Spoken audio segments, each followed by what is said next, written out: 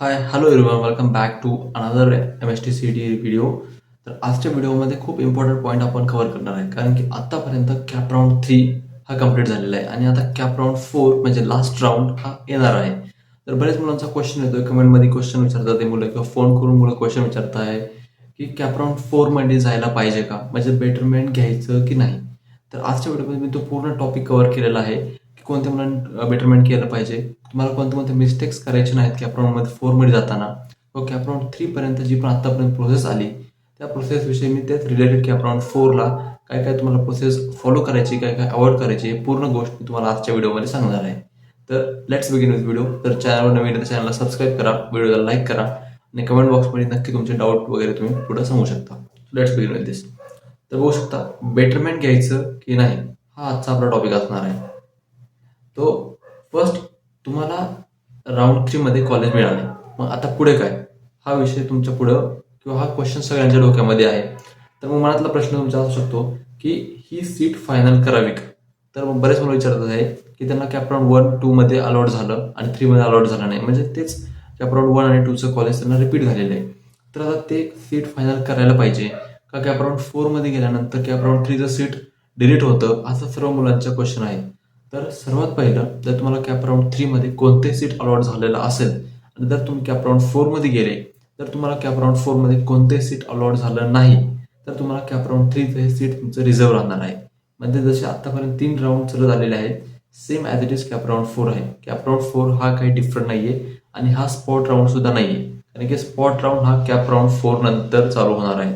तर सगळ्यात पहिले तुमचा हा डाऊट तुम्ही क्लिअर करून घ्या. तर मग कॅप 4 मध्ये बेटरमेंट घेऊन अजून चांगलं कॉलेज मिळवण्याचा प्रयत्न करावा का, तर लोकांचा हा क्वेश्चन आहे. तर या पूर्ण क्वेश्चनचे आन्सर आपण आजच्या व्हिडिओमध्ये कव्हर करणार आहे. ही व्हिडिओ बघितल्यानंतर तुमचा हा पूर्ण क्वेश्चन कम्प्लीट क्लिअर होऊन जाईल तुमच्या माइंडमध्ये. मग राऊंड 4 मध्ये गेलो आणि बेटर कॉलेज मिळालं, तर माझी सध्याची सीटचं काय होणार, हा सुद्धा मुलांचा क्वेश्चन आहे. तर मी तेच सांगतोय की जर तुम्हाला कॅप राऊंड 4 मध्ये कॅप राऊंड 3 पेक्षा एक डिफरंट कॉलेज अलॉट झालं, तर तुमची इकडची सीट ही कॅन्सल होईल. बट कॅप राऊंड 4 मध्ये जर तुम्हाला कॉलेज अलॉट झालं नाही कोणतंही, तर कॅप राऊंड 3चं कॉलेज तुम्हाला हे रिझर्व राहणार आहे. Don't worry about that college. नंतर कॅप राऊंड 3 नंतर काय करायचं, कॅप राऊंड 4 कोणासाठी योग्य आहे, कोणासाठी रिस्क आहे, कोणत्या चुका तुम्ही अजिबात नाही केल्या पाहिजे आणि कॅप राऊंड 4 मध्ये स्मार्टली ऑप्शन फॉर्म कसा भरायचा, तर आज मी तुम्हाला सांगणार आहे. तर लक्षात ठेवा, कॅप राऊंड 4 जो आहे ना, हा लकी ट्रायचा राऊंड नाहीये की आपण फक्त लक ट्राय करू, कारण की कॅप राऊंड 2-3 हे जे होते हे तुम्ही लक इथे ट्राय केलेलं आहे ऑलरेडी, कारण की तुमच्याकडे इथे ऑप्शन्स होते. तर तुम्हाला कॅप राऊंड 2 मध्ये कॉलेज अलॉट नाही झालं, तुम्ही पुढे जाऊ शकत होता कॅप राऊंड 3 मध्ये. परंतु कॅप राऊंड 4 हा तुमचा लास्ट राऊंड आहे. तुम्हाला या राऊंडमध्ये कोणतंही कॉलेज जर अलॉट झालं, तुम्हाला ते कॉलेज घ्यावंच लागणार आहे कंपल्सरी, कारण की हा लास्ट राऊंड आहे. त्यामुळे तुमचं स्मार्ट डिसिजन घेण्याचा हा राऊंड आहे. प्रत्येक स्टुडंटसाठी डिसिजन वेगळा असतो. तुमचं मेरिट, तुमची कॅटेगरी, तुमचं प्रिफरन्स, तुम्हाला कोणतं कॉलेज पाहिजे, तुम्हाला कोणती ब्रांच पाहिजे, यानुसार प्रत्येक स्टुडंटचा माइंडसेट, प्रत्येक स्टुडंटचं डिसिजन स्ट्रॅटेजी ही वेगळी असू शकते. त्यानंतर आता कॅप राऊंड 4 म्हणजे नेमकं काय येतं बघा. कॅप राऊंड 4 हा पुढचा अलॉटमेंट ऑपॉर्च्युनिटी आहे, मान्य आहे सर्वांना. परंतु मागील राऊंडमध्ये बेटरमेंट घेतलेल्या स्टुडंटला एक नवीन सीट अलॉटमेंटची इच्छा होती, नवीन सीट त्यांना वाटायचं की नवीन सीट आपल्याला भेटणार नाही. तर कसं होतं, तुम्हाला एक एक बेटरमेंट करून तुम्ही पुढच्या राऊंडला जात होता, परंतु एक हा लास्ट राऊंड आहे. तर मग घेतलेल्या स्टुडंट्सच्या वॅकंट सीट्स तुमची मेरिट, कॅटेगरी, प्रिफरन्स यावर आधारित अलॉटमेंट होतं. तर त्यामुळे कॅप राऊंड 4 म्हणजे सगळ्यांना बेटर कॉलेज मिळेल असं कधीच होणार नाही, कारण की कॅप राऊंड 1-2-3 ऑलरेडी झालेले आहेत. कॉलेजचे ऑलमोस्ट 80-90% सीट हे फुलफिल झालेले आहेत. आता फक्त 10% सीट मी सांगतो वॅकंट राहिलेले आहेत. मग त्या 10% सीटमध्ये तुमचा नंबर कुठे लागेल हे आपण आता प्रिडिक्ट करू शकत नाही. प्रिडिक्ट जरी केलं तरी 99% ॲक्युरेट असेल असं नाही. तर 5 ते 10% गॅरंटी की आपला नंबर आपल्याला वाटेल त्या कॉलेजमध्ये लागेल. तर मी ते सांगतोय, सगळ्यांना बेटर कॉलेज मिळेल असं कधीच होणार नाही कॅप राऊंड 4 मध्ये. तेव्हा हा फक्त कॅल्क्युलेटेड चान्स आहे. आपण कॅल्क्युलेट करू शकतो की या XYZ कॉलेजचा XYZ कट ऑफ आहे आणि आपला कट ऑफ XYZ आहे. तर आपला कट ऑफ तेवढ्या कॉलेजला प्रेफरन्समध्ये मॅच होतोय का, तर आपण फक्त प्रेडिक्शन करू शकतो की इथे आमच्या कॉलेजचं आम्हाला मेरिट बसू शकतं आणि इथं आम्हाला ऍडमिशन होऊ शकतं. तर मग बघा, आणि तुमची कॅप राऊंड 3 ची सीट समजा, तर मग काय, सीट फक्त कॉलेज म्हणून पाहू नका. म्हणजे मी सांगतोय तुम्हाला, जे पण तुमची कॉलेज आता ब्रांच वगैरे लागलेली आहे, तर कॉलेज म्हणून किंवा कॉलेजचं नाव बघून, कॉलेजला कॅम्पस नाहीये, कॉलेजचे फोटो चांगले नाहीये असं वगैरे बघून तुम्ही कॉलेज पाहू नका. तर कॉलेज आणि ब्रांच दोन्ही इक्वली इम्पॉर्टंट आहे. जेवढं तुमच्यासाठी काय तर कॉलेजचं ब्रँड इम्पॉर्टंट आहे, तेवढीच ब्रांच पण तुमच्यासाठी इम्पॉर्टंट आहे. म्हणजे समज उदाहरणार्थ एक example, MIT is ENTC versus चांगल्या कॉलेजमध्ये CS, हे दोन वेगळे डिसिजन्स आहेत. आणि ह्या दोन्ही डिसिजन्सकडे तुमचा पॉईंट ऑफ व्ह्यू पण वेगळा असू शकतो. एखादा स्टुडंट फक्त जर कॉलेजसाठी प्रेफरन्स करत असेल तर तो MIT OEला ऍडमिशन तिथे घेईल. परंतु एखाद्या स्टुडंटला नाही, फक्त त्याला CSच करायचंय, तर तो इथल्या ENT पेक्षा एखाद्या बेटर कॉलेजमध्ये किंवा एखाद्या कॉलेजमध्ये तो CSला प्रेफर करेल. That's depend on it's decision. नंतर तुमची प्रिफरन्स लिस्टमध्ये करंट सीट किती वरती आहे, तुम्हाला आता भेटलेली सीट किती वरती आहे, त्यानंतर त्याच्या खालचे कॉलेजेस तुम्हाला त्या म्हणजे आता आपण एक विचार करू शकतो. तर तुमची लिस्ट प्रॉपरली अरेंज असेल कट ऑफ नुसार, तर तुम्हाला समज 26 नंबर कॉलेज लागले आणि तुमच्या ह्याच्यामध्ये एकदम 40 कॉलेजेस आहे, तर 26 पासून 40चे बिलो कॉलेजेस आहे, तिथे तुम्हाला कॉलेज अलॉट होऊ शकतं. परंतु तुम्हाला ते खालचे कॉलेजमध्ये कुठलं एखादं कॉलेज चांगलं पाहिजे किंवा एखाद्या खालच्या लिस्टमध्ये तुम्हाला कुठलं CS ITचे तुम्ही तिथे ऍड केले आणि तुम्हाला ते कॉलेज पाहिजे, तर तुम्ही त्या प्रेफरन्सला एकदम अरेंज करू शकता त्या प्रकारे आणि कॅपराउंड 4 मध्ये तुम्ही कॉलेज भेटण्याचा प्रयत्न करू शकता. तर टॉप प्रेफर कॉलेज आणि प्रेफर बॅच मिळाली असेल तर फक्त फोम आणि रिस्क घेऊ नका.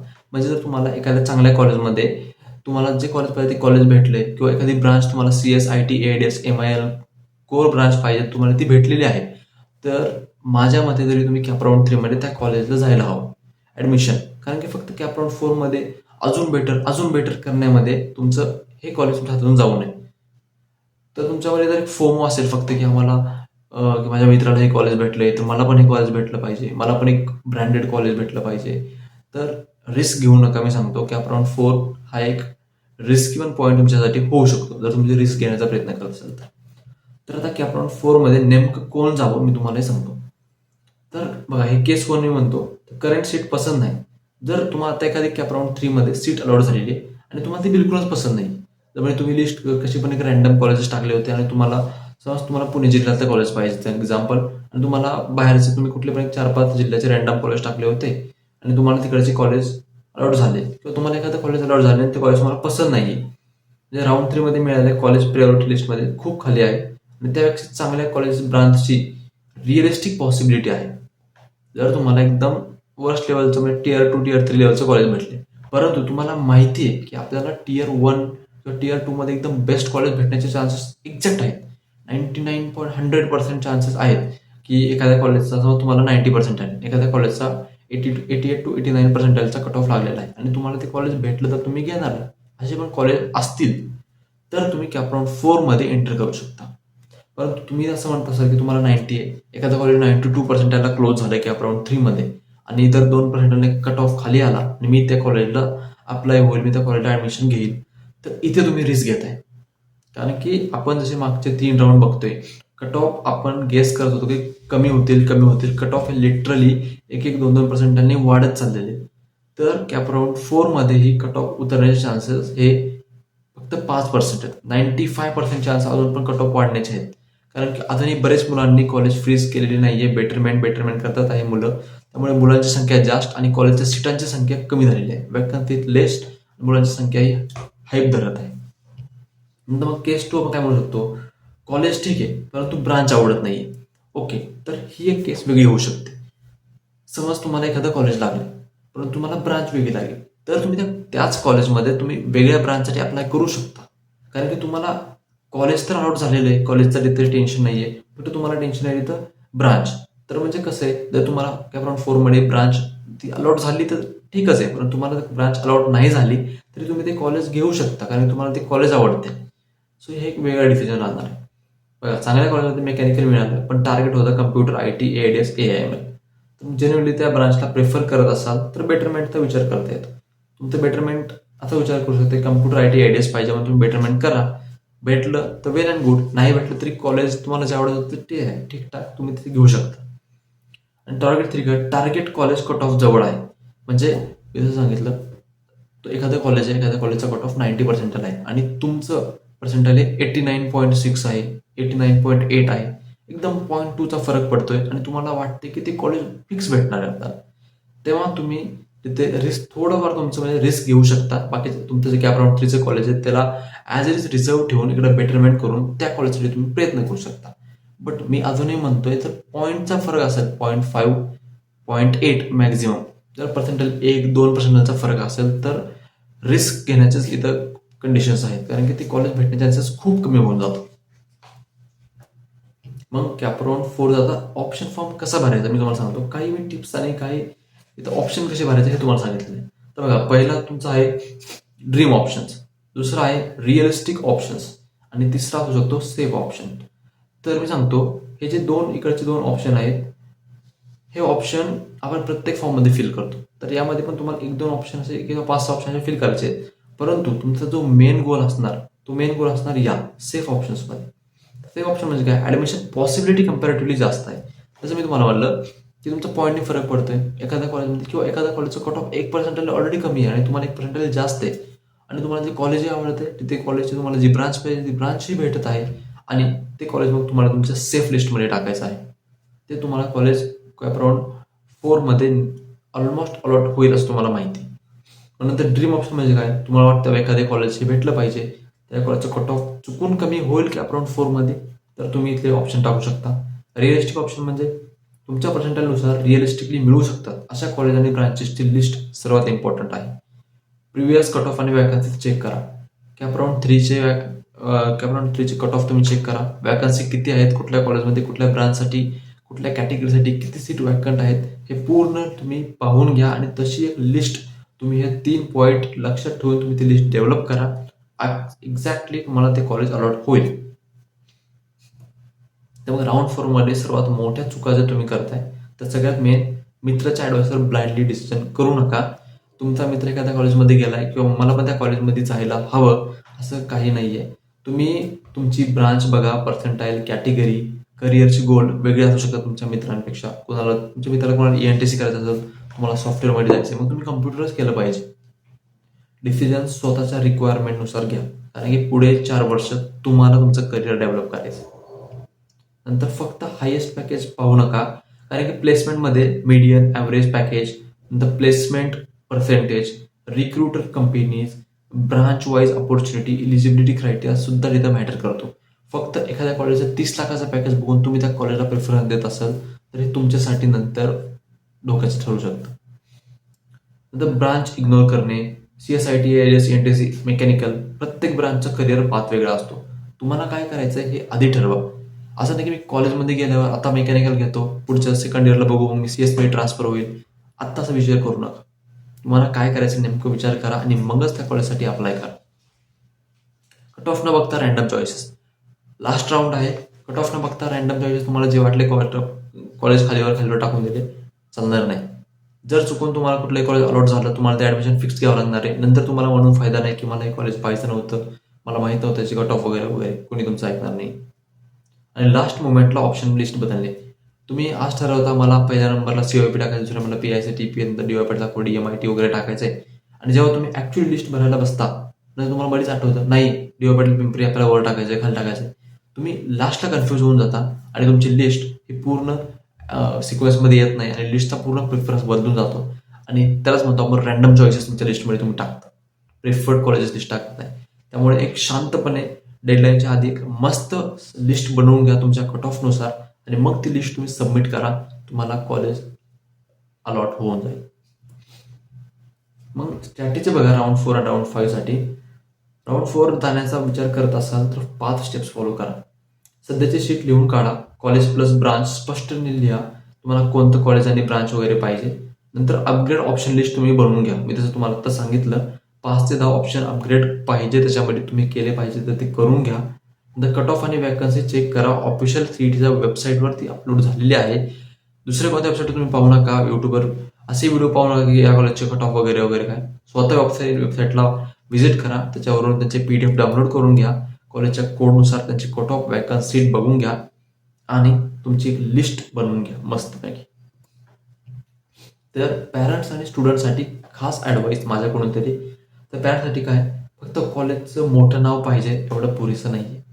कॉलेज आय नो की कॉलेज मॅटर करतं, कॉलेजचं एक ब्रँड मॅटर करतो, परंतु त्यापेक्षाही जास्त मॅटर करतं तुमच्या स्टुडंटचा ब्रांचचा इंटरेस्ट, नंतर करिअर गोल आणि फ्युचर प्लान्स, फीज आणि ट्रॅव्हलिंग, हॉस्टेल, नंतर प्लेसमेंट पर्सेंटेज, रिक्रुटिंग कंपनीज आणि अकॅडमिक एन्व्हायरमेंट.